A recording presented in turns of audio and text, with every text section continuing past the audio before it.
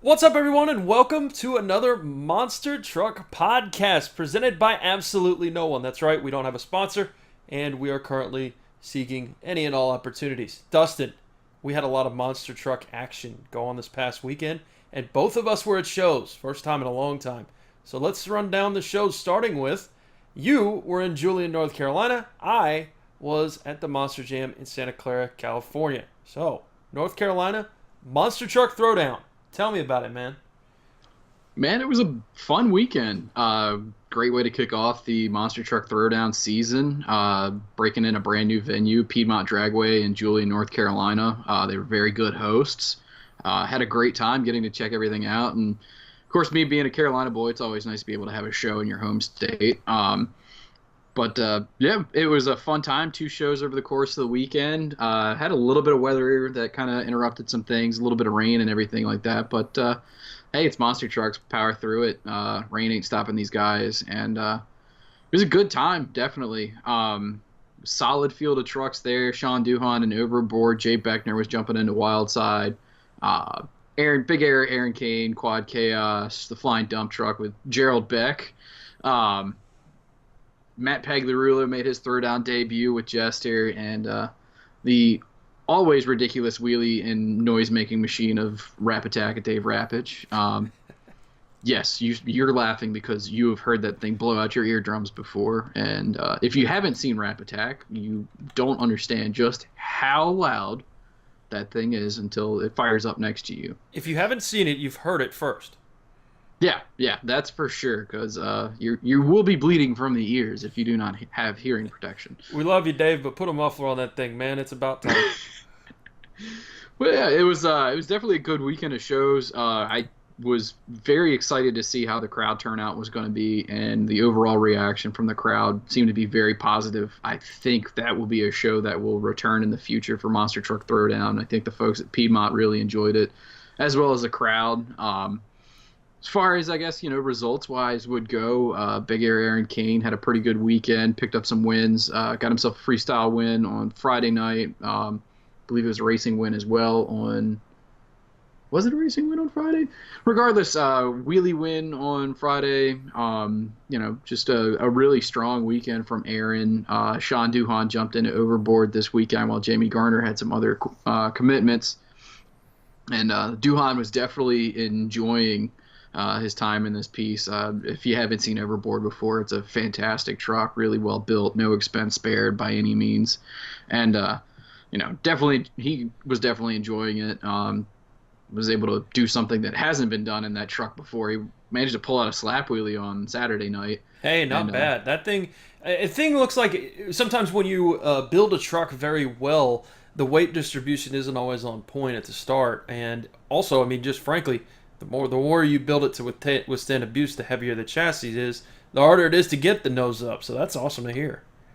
Yeah, and just all in all, a really good, strong weekend of performances from Duhan, showing he's still got it, even though he's not a full-time driver at this time.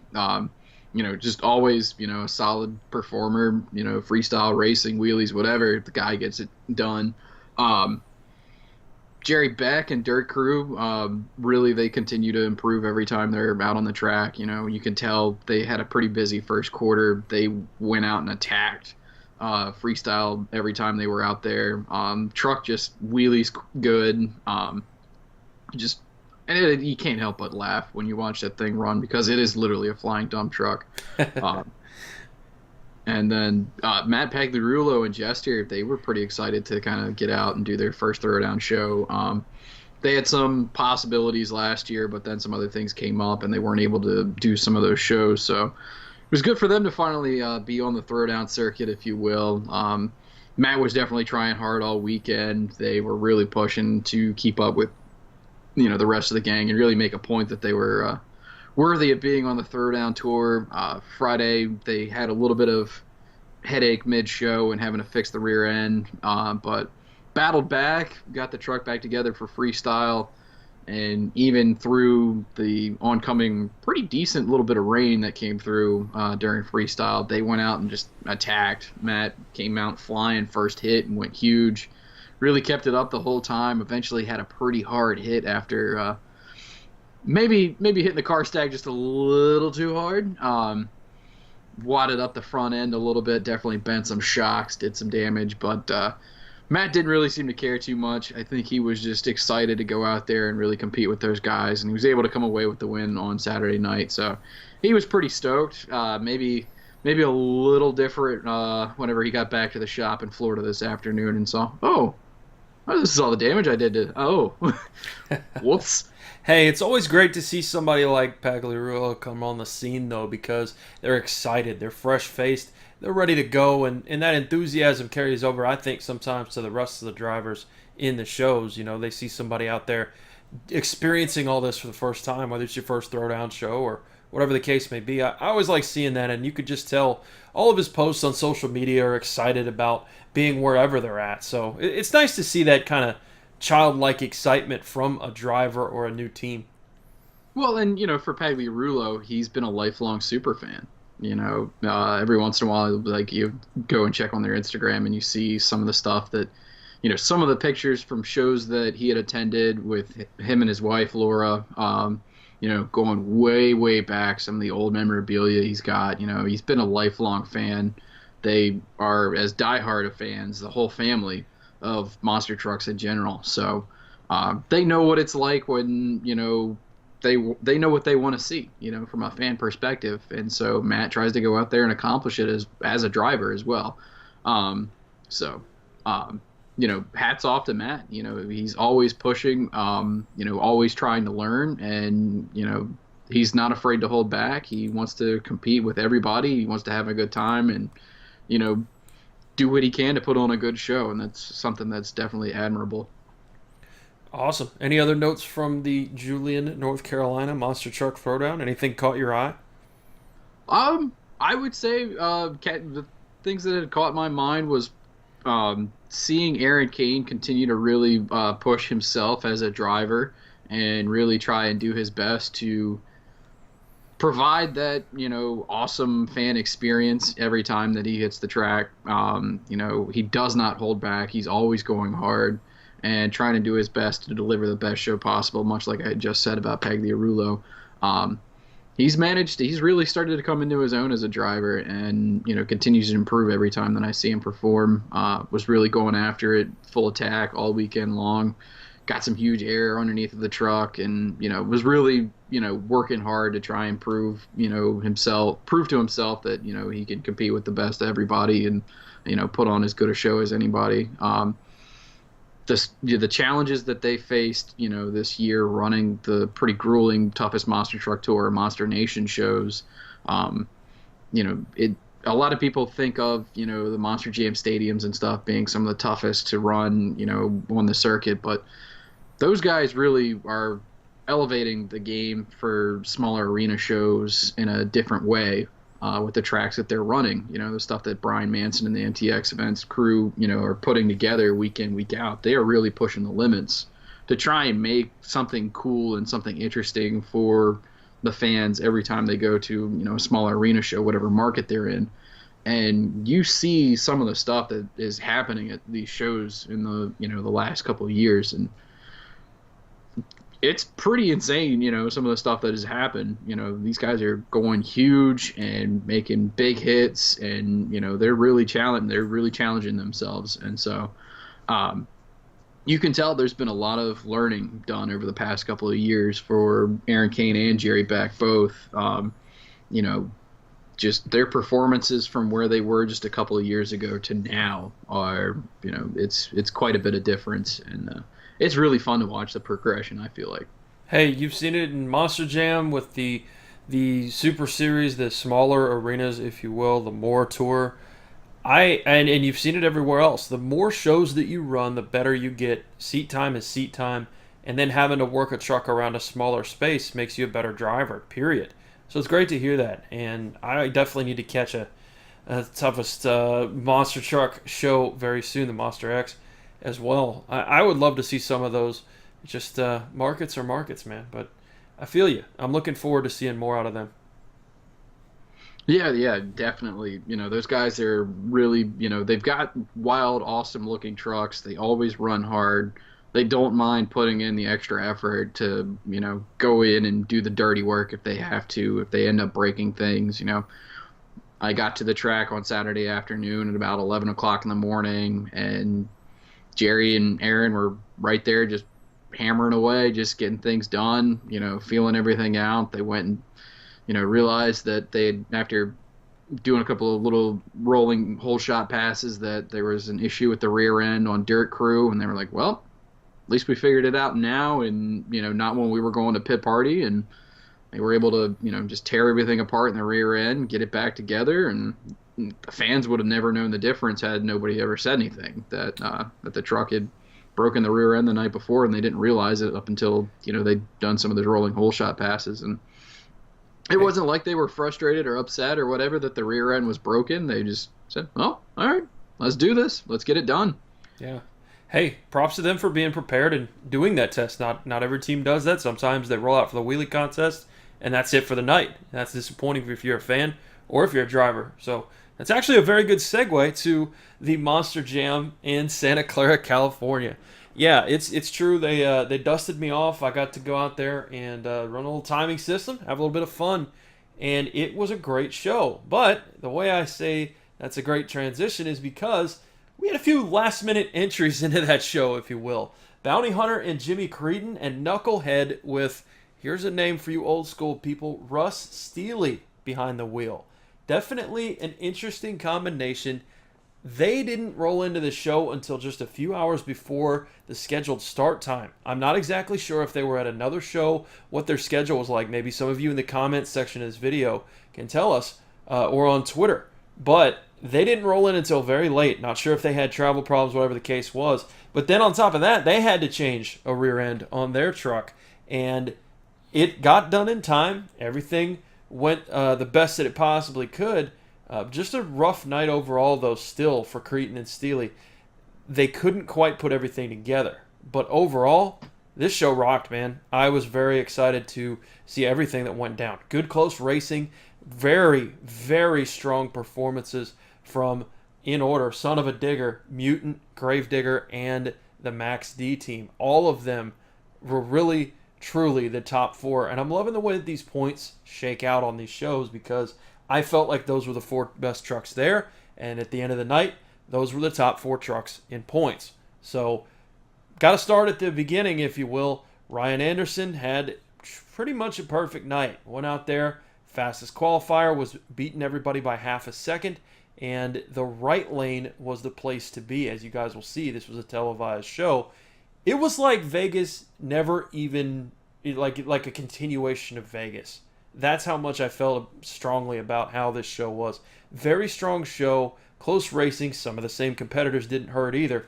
And then fantastic freestyle.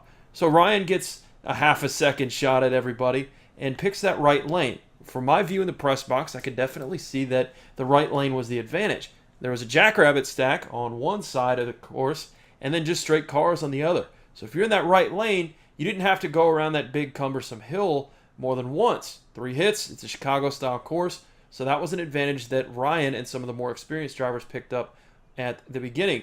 The funny thing was, though, going into the final round, Mutant, the Monster Energy Mutant body, was debuting with Todd LeDuc behind the wheel. Just a new body for those of you that are the Monster Truck dorks that we are. And he had the Monster Energy people up in the press box watching him.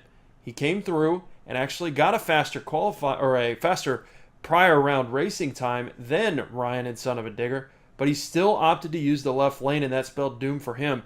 He ended up spinning out on the second turn and handed the win to Ryan and Son of a Digger. I got a feeling Ryan probably was going to win that race anyway. Would have been pretty close, but a strong performance from Ryan Anderson and a very impressive performance from Todd LeDuc. There's no question he's a star in this sport and deserves the seat in that Monster Energy Mutant. There are very few people that can put up a fight against him anymore, and he's rapidly improving year by year. So, racing, very close. Neil Elliott and Ryan Anderson both really impressed me when that came to pass in the racing part. And then when we got to freestyle, I got to beat a dead horse for a little while. I'm not going to lie, man. In Vegas, they had the judgeszone.com app, and you could just vote and go through, and it was 100% controlled by the judges that are the fans. So that's great and all. In this case, though, I did not like the scoring system for freestyle at this show. Luckily, it didn't bite us. I felt like the right guy won, but early on, Scott Buteau in the Hot Wheels Firestorm vehicle came out and had a fantastic save, where we've beaten him up before for not having much momentum and kind of hitting things straight and all that sort of stuff, Dustin. I felt like he had a really good run going. The problem was he rolled over on a backflip with about 50 seconds left, and the scores came out, and it was like whatever the scores were for the regular judges, and then the fan judging app came up with a 10. This was early on in the field, and this put him into the lead over a really, really good run from the Fox Sports 1 Cletus. And I said, man, we've still got problems here. We've refined the system, but it's still not quite there. You can't be handing out 10s that early, or you're going to make me think it's 1999 all over again. So that was disappointing. However, didn't have an effect on the outcome of the freestyle at the end of the day. So Buteau, really good run. If he would have pulled through with all that, he could have put up a fight against Son of a Digger and Mutant, but definitely it was a clear-cut victory for Ryan Anderson. When it came down to the last few runs, Adam Anderson's Gravedigger failed him. Maximum Destruction ended up failing as well. Both of them had to finish early. Breakage. And then that left Mutant and Son of a Digger. Mutant came out, great backflip, huge air, and the Leduc leap was in full effect. Landed a backflip and then got onto the tailgate. Problem with that was, if you're balancing on the tailgate, you don't know whether to throw the truck into reverse or into drive or forward gear. And you could hear everybody cheered, everybody stoked, the truck's balancing, pivoting back and forth, and you could hear Leduc try to grab a gear. I didn't know whether he was going for reverse or forward, but he actually ended up running it into neutral, and you could hear the truck wind up, rev up real hard, and then the truck slapped back down and kept going. Fantastic move and everything, but lo and behold, Ryan Anderson pulls the same move, and instead of revving out at neutral, he was able to drive into a nice wheelie out of a backflip to tail. So pretty awesome. And again, there was no question who the winner was at the end of the night. I thought it was overall a fantastic event, and I had a few other just kind of impressions after being at my first big Monster Jam Stadium show since Indianapolis last year. First and foremost, hey, I know it was a hometown show for Rosalie Raymer, but man, is the crowd behind her. She's really good on the mic and really has a lot of talent behind the wheel. Very impressive. Had a strong performance at Vegas and followed that up with a nice one here. The only thing that failed her was her truck. Both Rosalie and Kelvin had issues with their respective trucks. If they can get some of the mechanical gremlins worked out, build nice, tough trucks, I think they're going to be a force to be reckoned with. That team's really, in my opinion, the stock for that team is definitely raised with Rosalie behind the wheel. Kelvin's no slouch either, especially when it comes to those wheelies. And a nice, solid freestyle before, again, the truck let loose. Finally, I got to say, always good to see that FS1 Cletus doing really, really well. Oh, man. Colt Stevens, has it behind the wheel. He is a fantastic driver, and we were kind of wondering which Colt Stevens were we going to see at the start of the year. Were we going to see that doomsday guy that sometimes it was great, sometimes it was splattered? No, this guy has it in racing, and he has it in freestyle. This is a future star of the sport. Really had again, following up a great Vegas performance with another nice one here in Santa Clara. So those are my quick impressions, man. I loved what I saw, and there was no drop-off from Vegas. That's the best compliment I can give this show. Yeah, man, absolutely. And, luckily for a lot of the trucks, they had the opportunity to run in Syracuse just a couple of weeks back and really, keep things going. There wasn't a whole lot of downtime. There wasn't really any time for any rust to be built up, and you can see that in some of the performances. Nobody came out and just kind of didn't see a whole lot of people just coming out and falling flat on their face or anything like that. As you alluded to before, unfortunately some mechanical gremlins cutting some things short for some guys. Like looking at what Adam Anderson was on his way to in freestyle, looked very impressive. Coming out huge right out the gate, and just unfortunately, when you go that huge, sometimes you never know when a bad bounce or something's just going to take you right out. And unfortunately, that seemed to be the case for Adam. Just some simple mechanical gremlins coming up. As you were saying earlier, Todd Leduc has really proved himself to have been worthy of filling in the role, I guess you could say, vacated by Damon Bradshaw. Has really done a fantastic job with that truck all year long. TJ and Melissa always working hard to keep that truck up and running 110%. You can never doubt their work ethic. They are always going after it. And much as I hate to say it, yeah, man, once again, Budo and fan judging scoring just seems to be a constant topic with us. And one of our, Facebook users, our buddy Jeremy Bunting, he was asking earlier, what do you guys think is a viable way of keeping fans involved with judging? And I'm having a hard time trying to find a way to make it work. I like the fan judging app, but in this case, if that 10 came from the app, that's just insane. It was to the point, I'll put it this way, it was to the point where there were a couple of times that it happened, that it was a 10. Tens have to be the diamond, platinum, gold star, you did something that you've never seen before type of score, or, very close to the last truck, because you don't have an 11. And when I see that from an average from an app, it's tough, because half of this stadium, give or take, has probably never seen a monster truck before. You get a lot of first-time impressions, a lot of first-time viewers. Maybe it's a high number, but you get the idea. And that's my problem with it is, you've got people, when you do the NBA and you do the dunk contest, they have Michael Jordan, Julius Erving, some of the guys that have dunked before judging. And when you're talking about Monster Jam, I mean, that's the equivalent of, oh, hey, let's pick this 5-year-old out of the stands and he's going to judge LeBron James's dunk for this attempt. That's not going to fly with a lot of people. And luckily it didn't bite us at this show, but I got to say it was just disappointing. Budo had a good run going. If he would have finished it, then yeah, hey, that was on its way to being a 9 or a 10. Yeah, from what I could tell, like you had said, the save was pretty impressive. Absolutely. And, hey, had he been able to stick the flip and the truck not spun the way that it did off of that ramp and be able to keep going, definitely on pace to, at least be rivaling Todd and Ryan for the freestyle win. I think, for the first minute or so of that freestyle run was definitely strong. But, when you leave 50 seconds on the clock, you shouldn't be coming anywhere close to a 10. And I don't know of a way that you can really hammer it home to the fans enough without it being annoying and taking away from the show that, hey, you can't do that. And I think in order for everything to be considered legitimate, there has to be more transparency as to how freestyle judging should be done and how the judges are qualified. Yeah. And I think that needs to be something that should be done in the future. In the past, everybody, was maybe frustrated with the fact that it was Monster Jam officials that were nameless and silent, if you will. You didn't know. They were almost doomsdaying it, if you will. But, I felt like, more often than not, the official judges got it right. Yeah, sure, fans are going to have discrepancies and controversies and everything like that with whether or not they agree or disagree with an official ruling. It happens in every form of motorsport in the world. You can look at F1, you can look at NASCAR, you can look at whatever. There's always going to be people disagreeing with whatever ruling.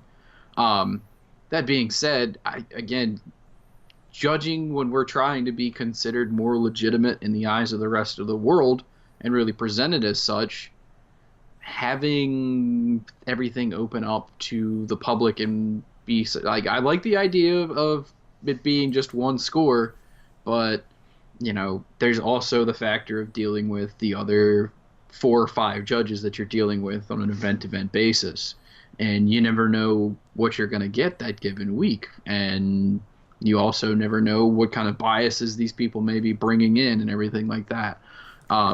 We've discussed it to death before, but man, I'm starting to run out of ideas. I felt like Vegas, with the 1 to 10 scale and the average and everything like that, I felt like it worked out relatively well.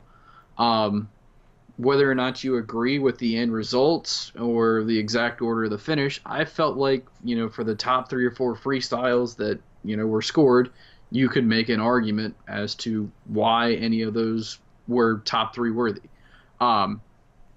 Here, again, Buto, his run shouldn't have been scored as high as it should have, but, and I think probably Buto would even agree with us on that.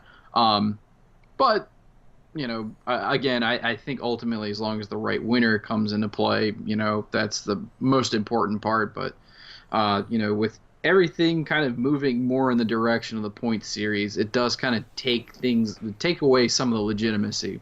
There should be more effort to getting it right from top to bottom. I agree. I gotta say there's no concrete solution yet, but all we can do is bring this stuff up. And on the other side of the coin, I think things are moving in the right direction. The fact that we're trying a few things, changing a few things, and it has improved. Because I was telling you about this before, Dennis Anderson has announced, that he's not going to be competing in the World Finals anymore. And the most disappointing thing for me, being honest, a lifelong Gravedigger fan, a lifelong supporter of that man and what he's done for the sport, it's disappointing seeing that he had an opportunity to bookend his freestyle career in Las Vegas with championships, and it didn't happen, in major part because of the way the scoring system was, not because of anything he did on the track. And that is slowly being rectified, I think. We just got to make a few more tweaks here, guys. Maybe we need to all get in a room and put our heads together, but I think it's getting there. But that freaks me out. When you see a run that early get a 10, that is cause for concern. Absolutely. And again, for us, I think being as diehard fans as we are, it is absolutely frustrating when you sit there and you see that and you're like, oh, well, this night's going to be interesting from now on. Hey, there was an 8. There was an 8 thrown up for a partial run at the start, and I'm pretty sure I taught the people next to me a few new words. Like, are you kidding me? Only that's not what I said. So it was a little bit. Sometimes language is a little more colorful than we like to share. In Monster Truck show, never, man. But I wanted to kind of put a nice little topper on this, and I did ask on the AllMonster Twitter account. You should follow at the AllMonster. I just asked for a few questions. Just got a quick response from somebody, Austin Ashley 122, and he wanted to know, can we talk about Jim Koehler's new chassis and his performance in Las Vegas? Austin, you're in luck because Dustin was there, and I watched the heck out of this show after it was done, and that was one of the things I've been dying to talk about. It's not exactly a running dialogue that we've had now, but dude, Jim Koehler's chassis is amazing.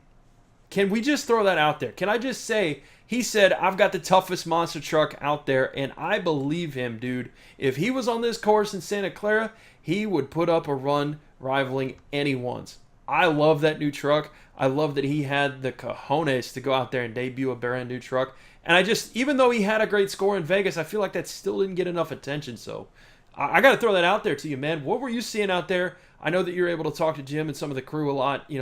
What was running through his mind? What was running through your mind seeing that stuff in Vegas? At the end of the night, on Saturday night, after the way the week had gone and everything like that, there was a lot of question as to, how things were going to go. Because bringing a brand new piece into Vegas is such a gamble. And I guess of all places to gamble, why not Vegas? And after seeing how well Jim had done, from making it into the top 16 in qualifying on Thursday night to the amazing performance he had in racing to the amazing performance he had in freestyle, walking through the pits before I head out and I see Koehler, I'm like, come here. Threw a big old bear hug on him. I was just so stoked.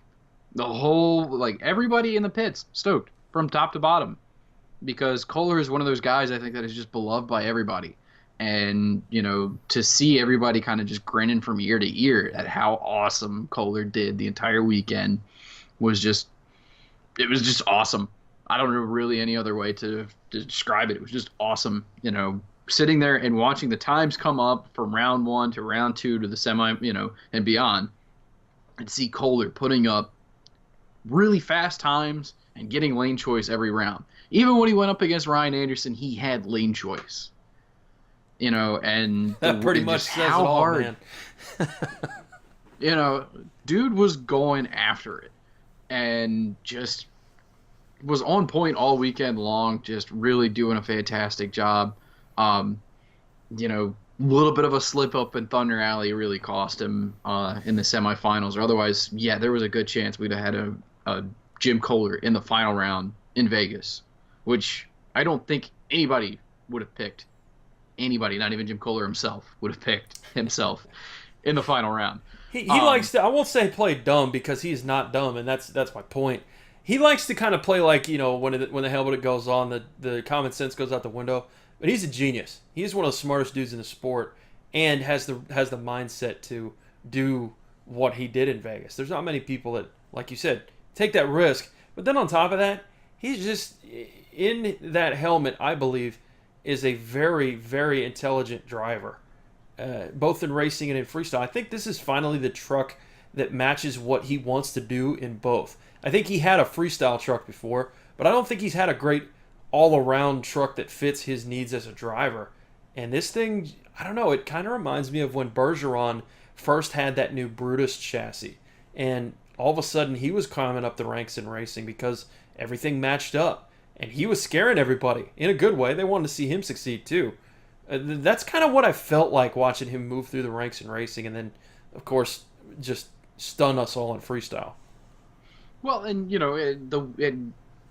with everything that was going on, it's kind of overlooked that the week didn't start off that great. Because on Wednesday, both of Jim's practice passes, the numbers 1 and 2, the truck had issues. The truck broke rear drive shafts both times going down the straightaway. And my heart kind of sank because like, no, tell me this isn't going to be like some weekend from hell where it's just gremlin after gremlin just taking everything out. Because it's just not how you want everything to go.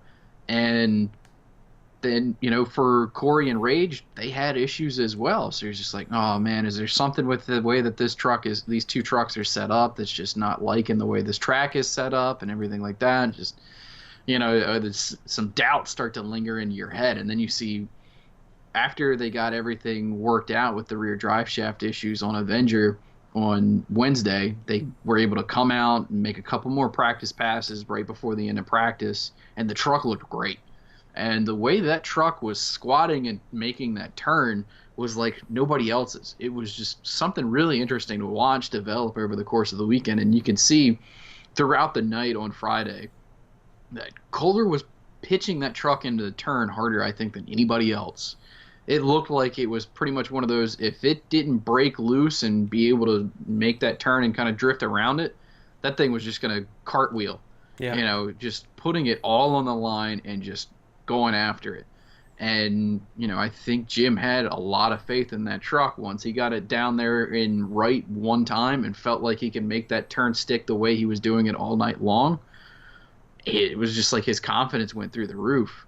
The only issue, of course, just ended up being, that one little slip up in Thunder Alley, which he hadn't really made any issues in all night long, just kind of came out of nowhere. And one of the more interesting things of note is that, he was picking that left lane with the right-hand turn, whereas most everybody else wants the right lane that's got the left-hand turn because a lot of guys prefer to turn left.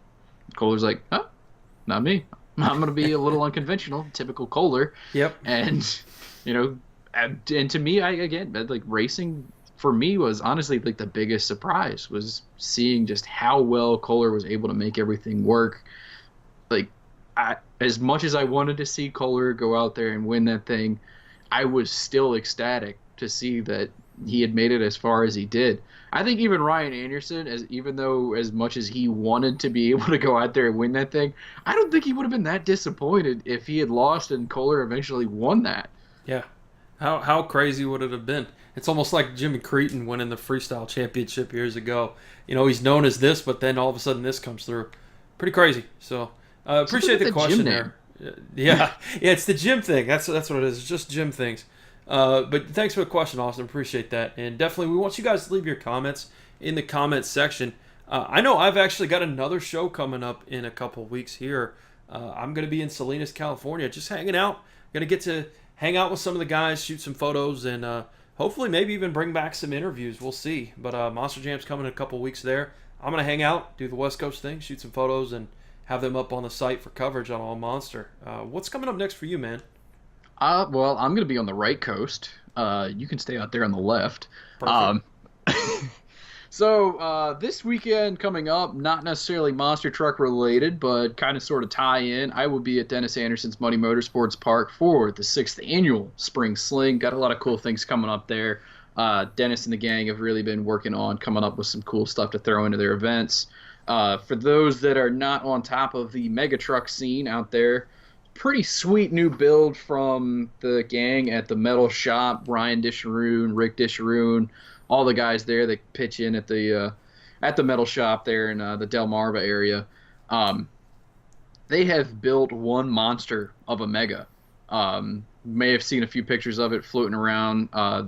They built a brand new truck, big guns to 4 of the guys over at TSR Performance, Todd Larson, Jake Larson, Scott Green, all those guys. This truck is pretty beast. To be blunt, it is built like a monster. It's pretty much a monster. It's just going to be running 66-inch tall racing canes instead of monster standard, 66-inch monster truck tires. They'll be bringing that truck up along with some of the other TSR Performance trucks. They've got their Horsepower Village coming in, bringing in a party. Scott Green and Sale, another sweet mega truck some of you guys might know. He'll be out there attempting a pretty big distance jump. It's going to be a park record, maybe one of the bigger mega truck jumps ever. We'll see how that plays out. Monster truck tie-in here.